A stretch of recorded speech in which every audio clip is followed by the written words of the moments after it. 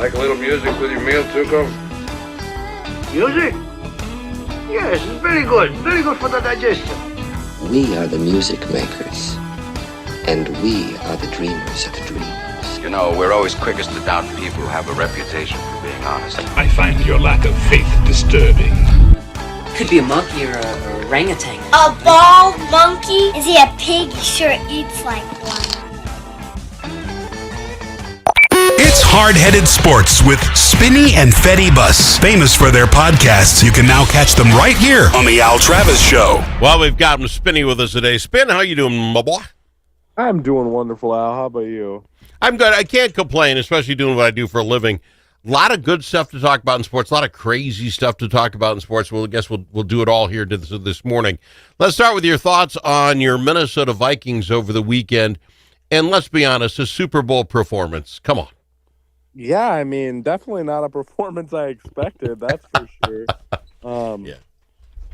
I knew going in, right, the Washington defense is pretty atrocious, so I knew, or at least was hoping we'd be able to get some scores up, but our defense played absolutely out of their minds, and especially after Jaden Daniels went out, right, I was kind of over already at that point. Yeah. Defense has been a top 10 defense consistently this year, and that is awesome. But also one of the biggest frustrating parts of the season is that our offense, which has been our prolific thing for the last couple of years, can't even keep up now that our defense is actually good. It is disappointing. But let me ask you this. As far as the salve that we needed to heal this wound, a week ago I was pressing you, does somebody have to lose their job? You're a 14-win team last year. You're at 4 this year. Does a blowout kind of thing like that ease that conversation? Is JJ now a guy who had a 129 something quarterback rating? It proves he can play in the NFL, right? I mean, this is I get it, not a great team, but he played in the NFL, got a quarterback rating like that. Are we done ripping JJ and just say we need to grow through this? Did you really like what you saw yesterday from JJ? I thought it was absolutely a freshman kind of performance. He didn't screw anything up. He didn't throw anything where it shouldn't have been thrown. I thought it was decent. I did. Did he stand out? No, but it was his 7th game. No, yeah, I'm with you. I just heard a lot of freakouts yesterday, like, oh my gosh, he's the best, blah blah blah. No, okay. That was like you said, a freshman starting point guard that they kind of just were like, okay, just throw it to our really good shooters and like make it work and don't be stupid. And he did do that. So, but my point is, with this, the offensive line is getting better. I mean, that helped. Obviously, there's more time for him to do that. Maybe not the greatest defense, but it gives him time to play and get that confidence. I believe you at some point just need to throw the ball 60 yards downfield so JJ can get pass interfered or get a catch, or at least get him the game. I think he's got a total like 15 yards in the last 2 games. That can't be with JJ. Can we throw to the best receiver in the NFL? That's crazy. I don't know. I know I'm not like a savant here, but like, holy cow! Like, can we really target the man? Like, and they're all going to say, well, he's getting doubled and triple teamed. Okay, well then somebody's wide the heck open if he's getting that. There's the same number on each side, so that can't be always the case. Give him a shot at it. What's different from last year? Yeah, Sam Darnold was finding him getting double and triple teamed. Kirk Cousins could find him getting double and triple teamed. I just don't quite understand. So there are ways of getting better. On the other side, 163-yard passing, 162-yard running. That was probably as well balanced an attack as I've seen from us, which is great. And you can probably do that when you're ahead by 14 points. Yes, I think that was the main part of it, was being up early and being able to run through it. And, Al, we do have a tough-ish schedule coming up, so we'll see if we can use this to our advantage. We have the Cowboys on Sunday Night Football next week, and that'll be kind of like a losing team of that game will be completely eliminated from the playoffs, so that will be a fun one, I think, to watch. Do we have a shot with them? If that team showed up you just saw, can they beat Dallas? Yeah, because Dallas is the inverse of us. It's going to be a fun game, best on best. Like, our defense against their offense is going to be a really fun experience going on. And their defense is atrocious as well. So hopefully JJ can at least look good against them. All right, so let's just go down this a little bit. So we win this game. Then you have New York. Now, it's in New York, and I don't know why we play in any outdoor temps and flipping this kind of weather, but okay, we're in New York. There's a team that's beatable, right? Yes, 100%. Okay, well, now you're on a 3-game winning streak. Yep. JJ's feeling his oats, and now we have the opportunity here on a Thursday night to take Detroit and possibly pull them out of contention, or Green Bay. They're flexing that game. We don't know when. How fun would it be to actually run this 4-game series, ruin it for Detroit or Green Bay? That's what we have to live for. That would be fun for sure. It's so hard, Al. We just needed one of those. We just needed one of those wins earlier. Yep. That's what was really hard. We needed a win, like Ravens, Bears, Packers, Seahawks. Yep. We needed 2 and 2 out of that, and we got 0 and 4. So that's where it's like we just couldn't quite get it done against Chicago or Baltimore. And then those Packers and Seahawks losses wouldn't have been as big of a deal. Completely agree. Let's talk some other football for a second here, if you can. Whatever happened to Kansas City and the Chiefs? And now I'm going to throw in the Eagles, who are actually the Super Bowl champions. You see their loss last night? This is the first ever. Hurts literally had 2 turnovers on the same play. Did you see that? Yeah. Threw an interception. The guy fumbled the ball. He got it. He fumbled it. And the Chargers, it was the craziest thing ever. What happened to those 2 teams, sir? Well, Chiefs' situation is defense not as good. I mean, we knew going in the offense wasn't going to be crazy explosive, but they're just not clicking. I mean, Mahomes had a throw to keep the game going yesterday on 3rd down before the Texans kind of kicked a field goal late. It was a 1-possession game going into that. And Mahomes hit Rashee Rice in the hands on 4th down past the thing, and he just clean dropped it. Like, there's just been so many moments this year of, like, the Chiefs always make stuff happen in clutch moments and always seem to be there to make the play. And that hasn't changed from Mahomes' perspective a lot, but they just haven't been able to convert. And I will say, like, Mahomes has not looked good this year in comparison to what we've seen even the last 2 years without Hill, right? We just haven't seen quite the same Mahomes. Can you imagine if the Eagles and Kansas City don't make the playoffs? Yeah, and I mean, it's very likely for Kansas City right now. 4 games left, 6 and 7. 10 and 7 is the best, and we don't even know if that gets in the AFC. It might take 11 and 6 to get in the playoffs in the AFC, and they are guaranteed to not win the division with Denver being up 5 games with 4 games to go. First time in 10 years. So we'll see, but it's going to be crazy. Yeah, but maybe again back to, let me ask you this. If you see teams like that fall off, you win the Super Bowl, you're not going to make it this year into the playoffs. Does that help or hurt in Minnesota? Does somebody have to lose their job yet? If we go from 14 wins, we're at 5, let's say we get to 7. Does somebody have to lose their job? Is general manager on the hook, the water boy at least, the towel guy? Somebody's got to be blamed for this, don't they? Yeah, I mean, like, I don't know how we'll probably give them at least halfway of next year before we're firing people, I would guess, given where the Vikings have been and given we knew it was going to be a rookie quarterback and take a little time this year. But if that is the case and we do give our general manager one more draft, he's got to hit. Man does not have that many hits. Very few hits. And it's the NFL draft, right? So, like, not expecting a huge hit percentage rate, but like 10% or 8%, probably not good enough over the 3 to 4 years. And that's just including for me, like, 1st, 2nd, 3rd round picks, right? Like, do I expect you to hit on anything later consistently? Definitely not. But the fact that we've had like 12 or I think it's 15. 15 1st through 3rd round picks under Kawisi, and basically one of them has hit, Jordan Addison. Yeah, it's been tough. I've got to go to break. I want to switch over to basketball. A lot of stuff going on in the basketball world. We'll talk about it next. We've Spinny from Hard Headed Sports. Get them wherever you get your podcast. You need a friend at the Capitol who knows how to get things done. And you're in luck, because that's exactly who we are, your friends at the Capitol, and we deliver results. At Momentum Advocacy, we bring decades of experience in lobbying, public affairs, and crisis communications. From local nonprofits to national corporations, we help you move policy, manage your media, and make your voice heard. We're not just seasoned pros, we're essential partners. Momentum Advocacy, your friends at the Capitol. Learn more at momentum-advocacy.com.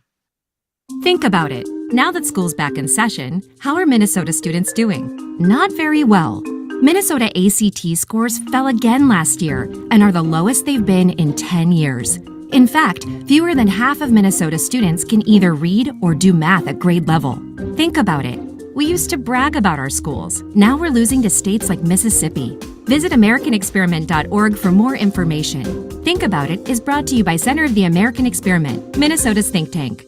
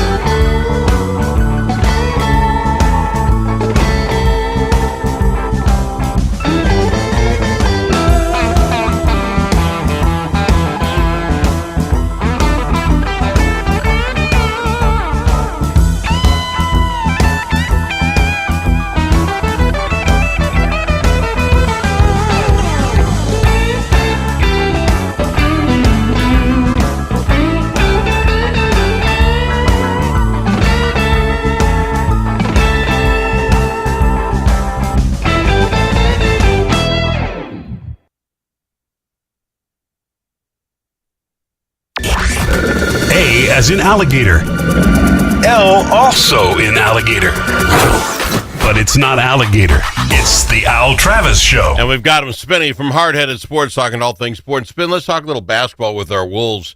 I don't think it's a necessary disgrace to lose to the Phoenix Suns by 3 with the last second shot not going in. I don't think overall the basketball game was bad, but it's us losing to another decent team. When we play decent teams, we have a problem, and I think I figured something out. Spin, take me on this. So, again, Ant got his 40, right? And he's going to get his 40.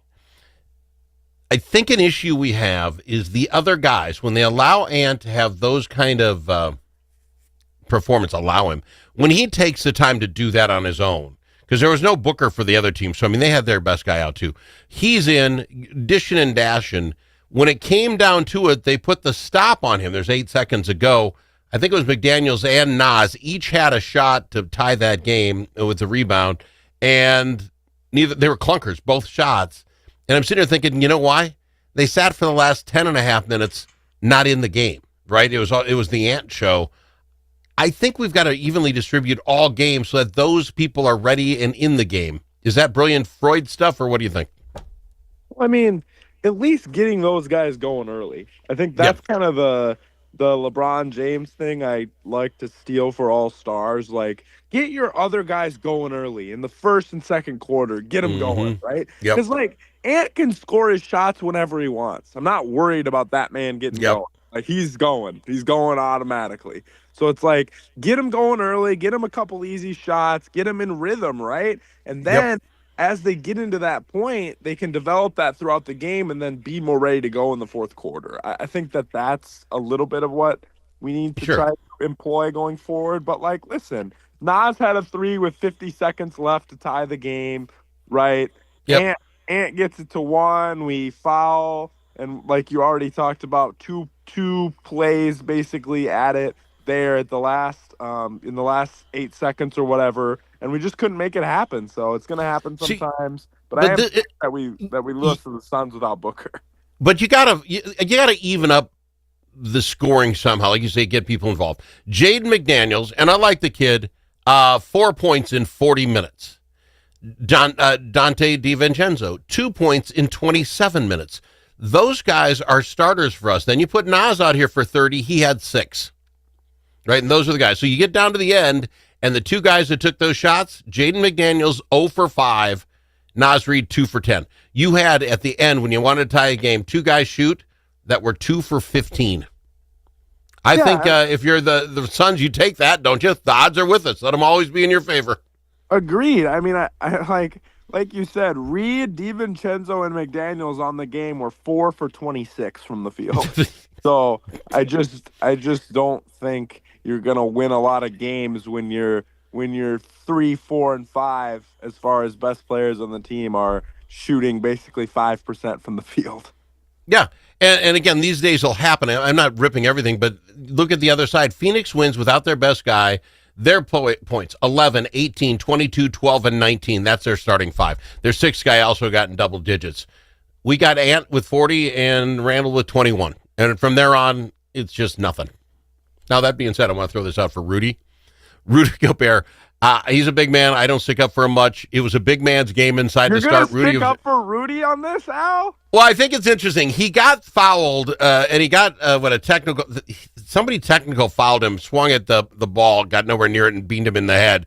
And this ticked Rudy off. Because the very next time somebody comes down for a lay-in, Rudy literally forearm bashes this guy as he's going to slam dunk the ball right in his ribs, send him flying, and I love the announcers. Well, that's a definite foul, but I don't know if I'd call it a flagrant. They flagrant his butt right out of the game. I mean, this was just the announcers, the PA guy, the ref is going on for 20 minutes about how bad this could have hurt somebody. So, I mean, it was flagrant too. He gets another one, he's out for a game, another double flagrant, he's out for 2 games. He had his head in the game. He was actually playing very hard. He had 15 points in whatever it was, 21 minutes. He had a game, but we've got to find a way of getting some discipline going on here. Ant's doing much better this year, but Rudy Gobert's going to be out for a couple. He's not worth the money if he sits out games. No, I agree, and we needed him down the stretch, I will say. Yeah. But I'm also like, Rudy is the most messed with star in the game. So I also don't I do understand he's gotta be like, no, you're not messing with me like that. Like you wanna play the slap me in the face game? Let's see how that goes for you then. So I do see the toughness perspective from Rudy of I can't let him just walk all over me, right? So I do understand a little bit more with Rudy getting aggressive post something like that happening. Plus, if I can get Rudy aggressive, even if he gets kicked out of the game, it's probably worth it for the 5 minutes before he gets kicked out of the game. Probably true. Now, the only show I want to do real quick, the Wolves, is they did a bit about Joe Ingles. For folks who don't know, he looks like my dad, only taller. And he gets to throw the ball in about once every 4 weeks. That's Joe Ingles. Been there forever. The rest of the team was talking about he's the biggest trash talker on the bench. And I think it was Anthony. Ant said that they have to stick up for him on the floor because, he never hits the floor. He talks crap on the bench, isn't on the floor to show his game. So he goes, we kind of do it for him.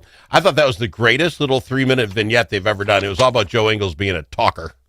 That was very funny. Part of me wonders why we give Joe Ingles a roster spot, but maybe it's just for that crap talking and veteran leadership. I don't know. I don't have any clue. Sir, I appreciate you coming on the program. We are out of time. How does someone pick up Hard-Headed Sports if they wanted to grab all that you and Fetty have to say? Yeah, Apple Podcast, Spotify, YouTube, if you want to see our beautiful, ugly faces. So you can check us out anywhere you get your podcasts. Appreciate it, my boy. We'll get you back in here on Thursday. Thank you, sir.